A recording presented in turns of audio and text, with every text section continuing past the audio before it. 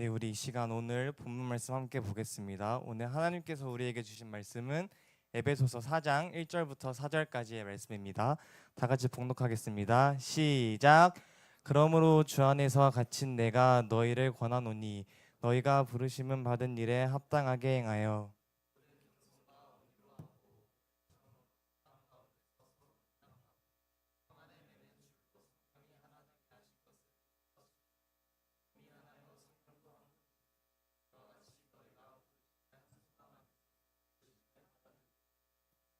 아멘.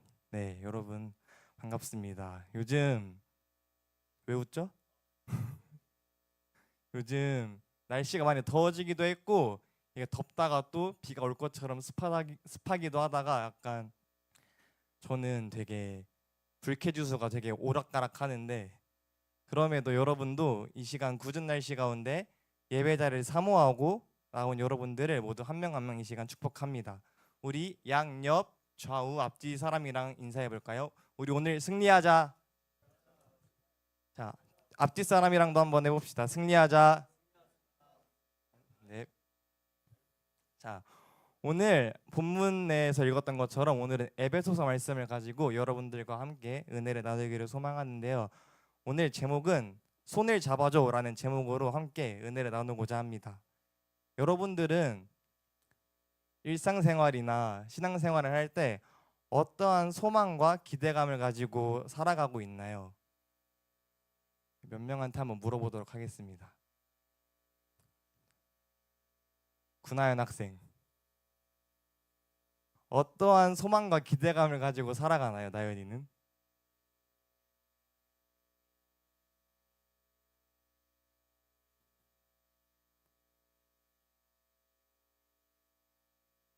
오케이. 다음 사람은 뭐 말하겠죠. 앞에서 안 해줬으니까는 이제 우리 영환이. 영환이는 어떠한 기대와 소망감을 가지고 있나요? 미래. 좋습니다.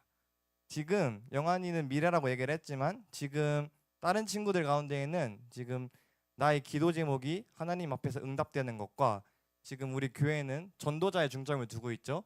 지금 내 마음 가운데 있는 전도 대상자에 대한 그런 갈망이 이루어지기를 기대하면서 나아갈 수도 있을 것 같아요. 그리고 또 다음 질문을 한번 해보도록 하겠습니다. 여러분은 교회를 왜 다니고 있나요? 이경찬 학생?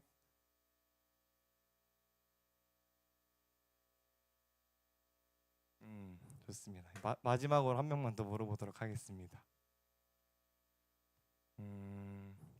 우리 하민이.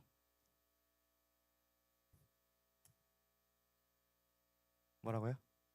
기도? 기도하려고 교회 다녀요? 네, 좋습니다. 자, 제가 생각했을 때는 약간 부모님한테 끌려와서 친구가 교회에 있으니까 그런 이유로도 교회에 지금 나와 앉아 있는 친구들이 있을 것 같아요. 그리고 또 한 가지 더 생각을 해보자면 지금 제가 드린 질문에서 이렇게까지 깊게 생각을 해보지 못한 친구들도 분명히 있을 거라고 생각을 합니다. 하지만 오늘 우리가 본 성경에서는 분명히 이야기하고 있습니다. 우리는 하나님께 부르심을 받은 자라는 것을 성경에서 오늘 나타내고 있는데요. 우리 오늘 본문 1절 말씀을 다시 읽어볼까요? 시작.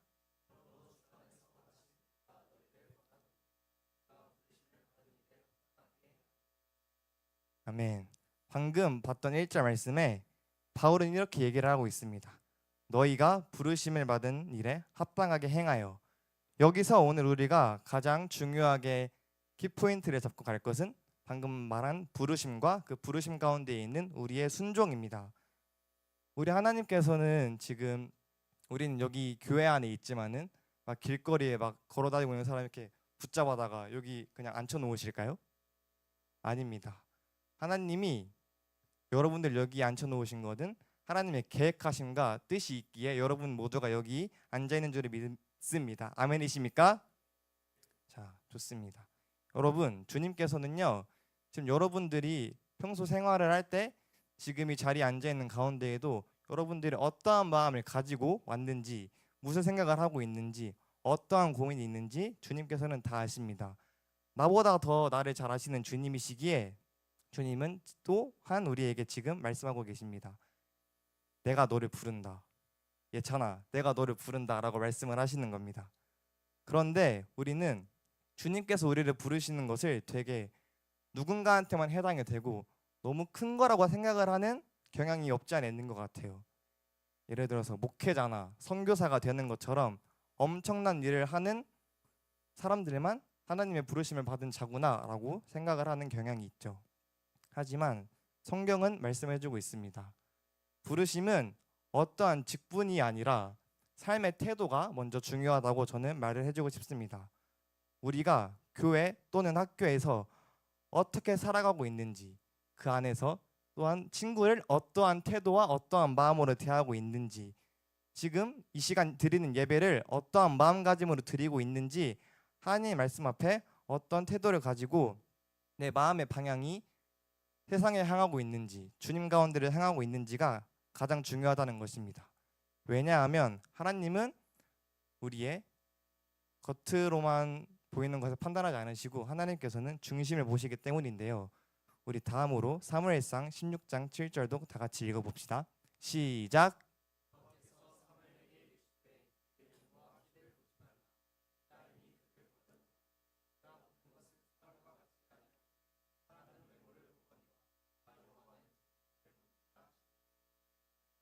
아멘. 앞서 제가 방금 말을 했듯이 우리 하나님께서는 우리는 살아갈 때 사람의 약간 외모나 이 사람이 돈을 얼마나 벌까 그런 거에 치우쳐져 있지만은 하나님께서는 중심을 보신다고 방금 말씀에도 써 있죠. 그리고 하나님께서는 완벽한 사람을 찾지 않으십니다. 지금 저도 되게 부족한 사람으로서 이 자리에 설 때마다 되게 부담감이 많이 느껴지는데, 이러한 부족한 종을 쓰시는 걸 통해서 이 부족한 저도 쓰시는데 여러분들도 하나님의 부르심 앞에 쓰임 받을 줄을 믿습니다. 우리는 하나님의 말씀 앞에 반응을 해야 되고 하나님께서는 그 말씀 앞에 반응하는 사람을 찾으십니다. 성경 속에는 하나님의 부르심 앞에 의심치 아니하고 충성하면서 즉시 순종했던 사람들이 많이 있는데요. 오늘은 그 중에서도 사무엘이라는 사람을 잠깐 소개하고자 합니다. 우리 사무엘을 소개하기에 앞서 사무엘상 3장 9절부터 10절을 다 같이 읽고 시작하겠습니다. 시작.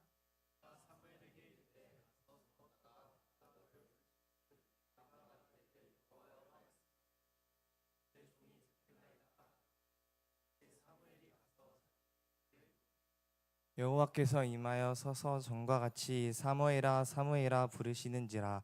사무엘이 이르되 말씀하옵소서 주의 종이 듣겠나이다 하니. 아멘. 자, 사무엘은 앞서 소개했을 때 순종한 자라고 제가 소개를 했죠. 순종한 자이긴 하지만은 처음부터 하나님께서 사무엘을 부르시는 음성을 듣고 이게 무슨 소리지 하면서 처음부터 하나님의 음성인 줄을 분별하지 못했습니다. 이게 머리로는 하나님을 알고 있지만은 이게 직접적으로 하나님을 만나는 경험이 없었을 뿐입니다. 하지만 하나님께서는 하나님의 음성을 바로 알아듣지 못하는 사무엘을 그냥 못 알아듣는다고 벌어주셨을까요? 아닙니다. 포기하지 않으시고 3번이나 다시 부르셨습니다. 하나님이 포기하실 거면 사무엘을 이렇게 부르셨을까요? 저는 아니라고 생각합니다. 저는 이 또한 하나님께서 사무엘을 어떻게 사용하시고 사무엘에 대한 계획이 있기에 사무엘을 끊임없이 부르셨다고 생각을 합니다. 저는 이 부르심 가운데 주님께서 우리를 정말 사랑하시는 마음이 있기에 가능하다고 생각을 합니다. 우리도 마찬가지입니다, 여러분. 우리가 처음부터 하나님의 뜻을 다 알 수가 있을까요? 없습니다. 하나님의 뜻을 다 알 수도 없고 사무엘처럼 주님께서 지금 우리를 부르시긴 하지만은 아직까지는 그 주님의 음성이 직접적으로 들리지가 않을 수도 있어요. 그러나 우리는 기억해야 됩니다. 하나님께서는 우리를 포기하지 않고 계속 부르신다는 것입니다. 아멘이십니까? 앞서 우리가 사람은 완벽하지 않다고 얘기를 했죠. 사무엘도 완벽해서 하나님이 부르신 것이 아닙니다. 사무엘은 완벽하지 않았습니다.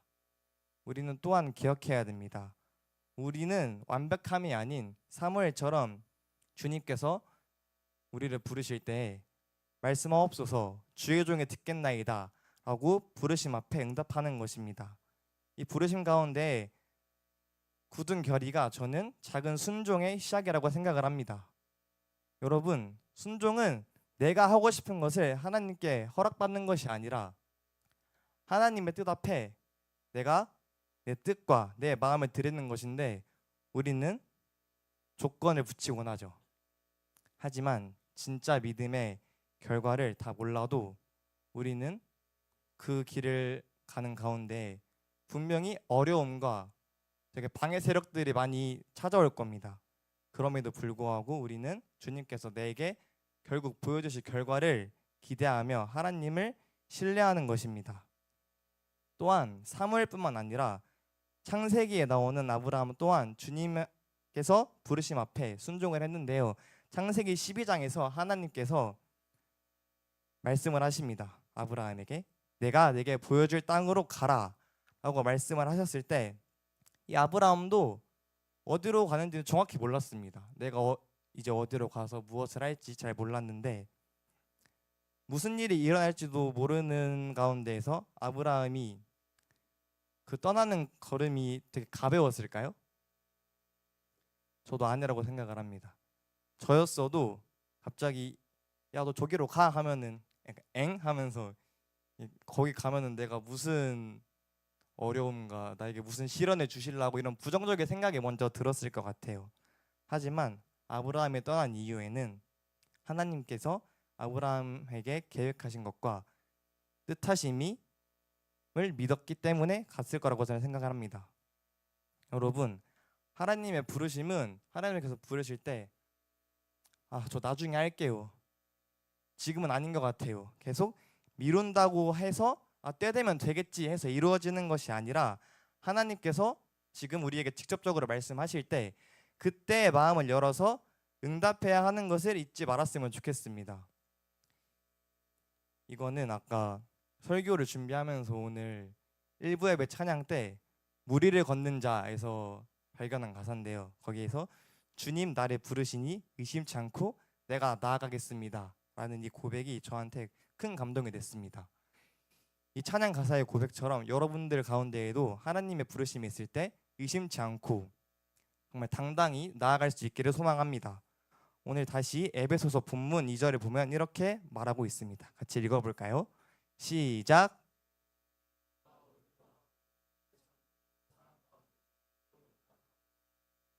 아멘. 여러분, 앞서 얘기했듯이 우리가 삶의 자리 가운데에서 그런 직분 또는 교회에서 어떤 자리를 맡았느냐 것보다 더 중요한 것은 내가 과연 그 직분이 있기 전에 하나님의 사람답게 살아가고 있는지가 더 중요하다고 말씀을 하고 있습니다.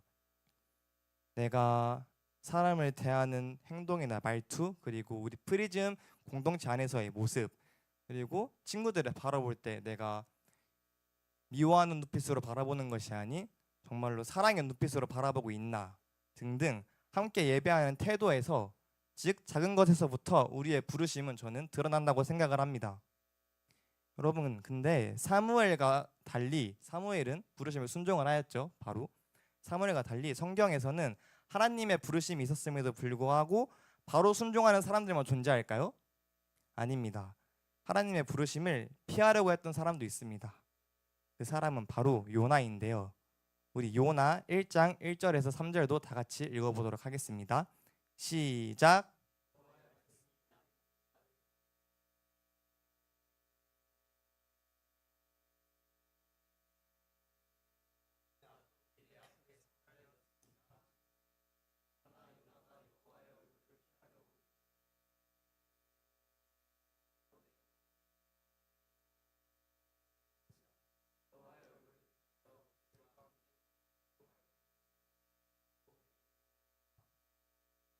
여러분, 여기 방금 성경에서 나온 니느웨라는 곳은요, 당시 이스라엘 사람들이 가장 싫어했던 도시 중 하나였습니다.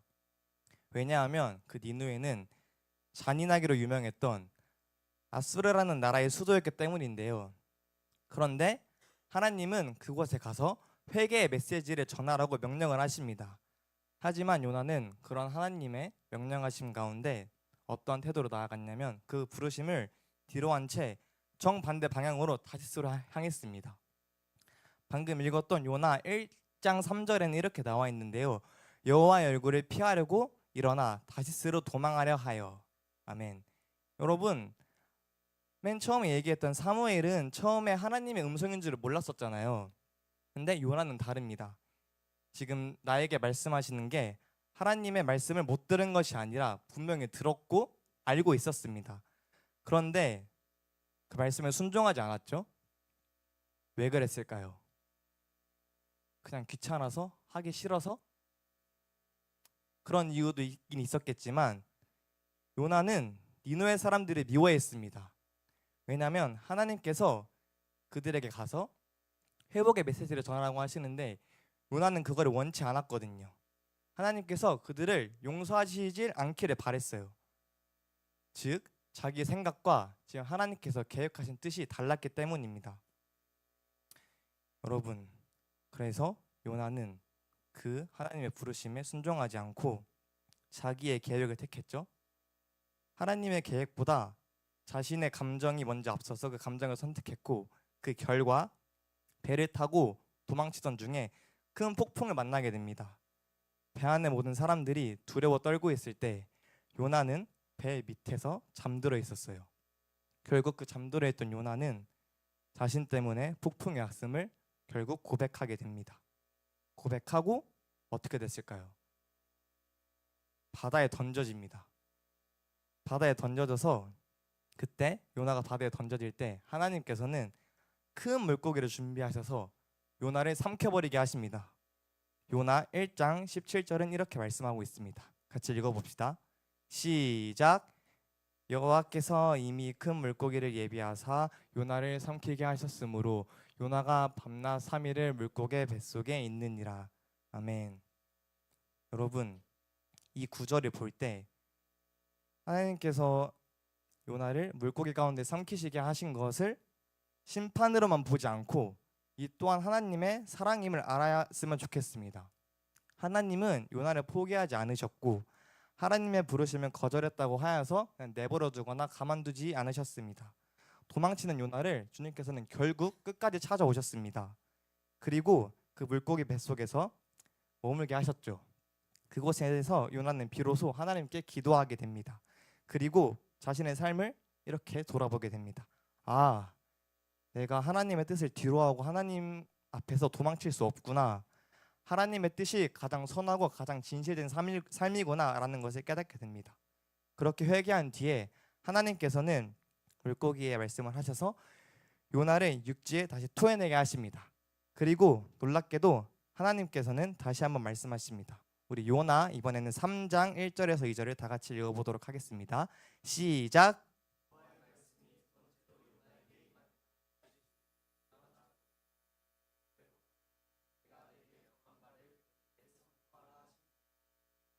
아멘. 저는 이 말씀을 준비하면서 제 자신과 되게 많이 오버랩되기도 했고 되게 감동이 많이 되기도 했습니다.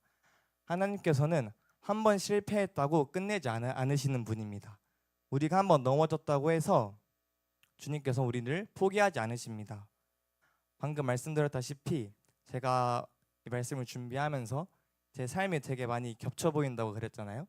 저는 사실 신학생의 길을 가기로 결정을 했을 때에도 그리고 지금 교회 사역을 하고 있는 이 순간에서도 하나님의 부르심을 되게 많이 의심하는 때가 아직까지 있는 것 같아요. 그럴 때마다 저는 주님, 정말로 주님께서는 저를 이 자리로 보내신 게 후회가 없으십니까? 저는 정말 부족하고 되게 너무 잘 흔들리는 사람인데 왜 저를 사용하시려고 하세요? 저보다 신앙심이 깊은 사람들이 많은데 왜 하필 저를 쓰시는 거예요, 주님? 이런 생각이 들 때가 저는 진짜 생각보다 많습니다. 그런데 신기한 것은 이러한 낙심과 어둠 가운데 있는 저를 주님께서는 단 한 번도 혼자 두신 적이 없다는 것입니다. 제 주변에 좋은 동역자들을 붙여주셔서 그 어려움을 회복하게 하시고 제가 넘어져 있을 때에도 말씀으로 찾아오셔서 저에게 힘을 주셨습니다. 이 제 삶을 돌아보면 제가 하나님을 붙잡고 있었던 것이 아니라 주님께서 저를 포기하지 않기 위해 주님께서 저를 붙잡고 계셨던 것을 저는 다시금 깨닫게 되었습니다. 그래서 저는 요나의 이야기가 남처럼 느껴지지 않았고, 요나를 포기하지 않고 다시 찾아오셨던 하나님께서 지금도 저를 붙드시고, 그리고 여러분들도 주님께서 붙들고 계심을 믿습니다. 요나가 도망쳤음에도 불구하고 하나님은 다시 요나를 찾아오시고 다시 그를 부르셨죠. 그 가운데 요나는 이제 결국 니느웨로 가서 하나님의 말씀을 전하였고, 니느웨 사람들은 회개하게 됩니다. 말씀을 다시 보자면 사무엘은 즉시 순종을 했고, 요나는 시간이 좀 걸리긴 했지만 돌아와서 결국 순종을 했습니다. 하지만 여기서 중요한 것은 뭐냐면 두 사람 모두 결국에는 하나님의 부르심에 응답했을 때 하나님께 정말로 귀하게 사용받았습니다. 하나님께서는 오늘뿐만이 아니라 늘 우리에게 말씀을 하고 계십니다. 나를 믿고 따라오겠니? 오늘 하나님의 이 부르심 앞에 이렇게 고백하는 믿음의 사람이 되기를 소망합니다. 주님, 더 이상 도망가지 않겠습니다. 주님, 내게 말씀하옵소서. 제가 기꺼이 주의 종이 되겠습니다. 하나님은 우리의 미래를 모르시는 분이 아닙니다. 실패할 것을 주님께서는 분명히 아십니다. 그 실패할 것을 아셔도, 넘어질 것을 아셔도 주님은 우리를 포기하지 않으십니다. 우리 본문 4절도 같이 읽어볼까요? 시작.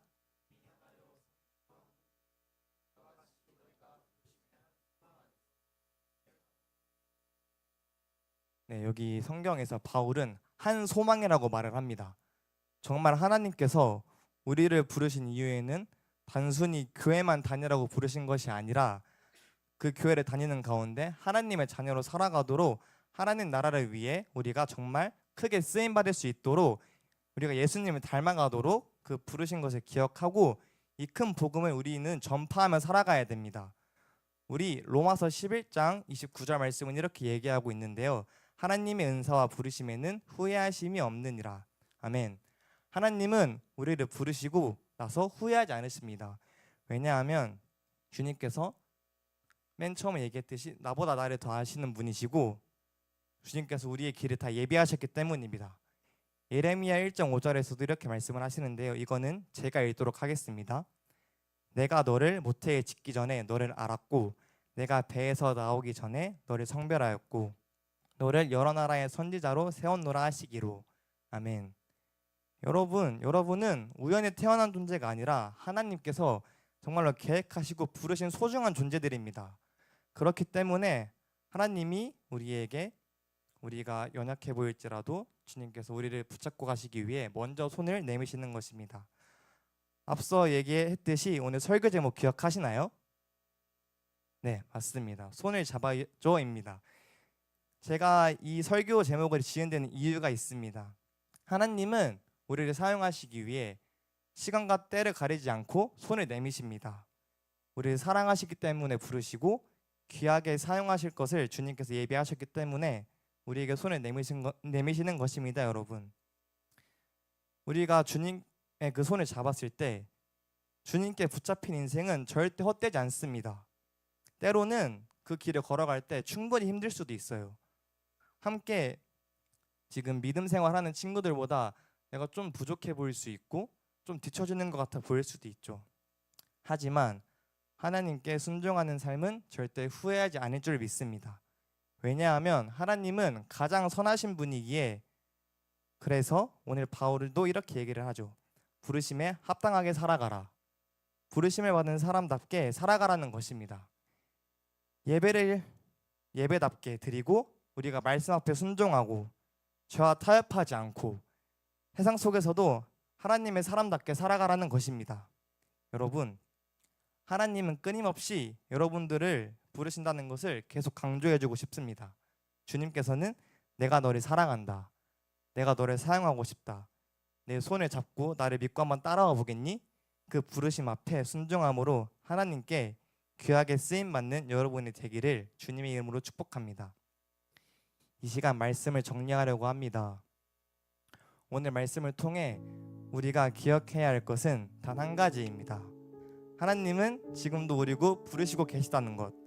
사무엘을 부르셨던 하나님, 또한 요나를 포기하지 않으시고 끝까지 다시 부르셨던 하나님께서 오늘도 우리를 부르시고 계십니다. 어쩌면 어떤 친구는 사무엘처럼 하나님의 음성을 분별하지 못하고 있을 수도 있습니다.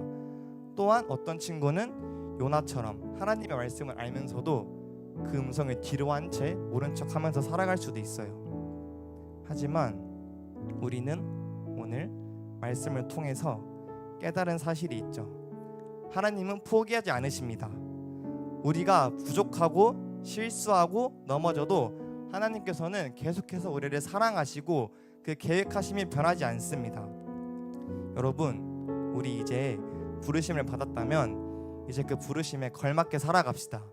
더 이상 도망가지 않고 하나님의 뜻과 부르심 앞에 순종하는 여러분들 되기를 간절히 소망합니다.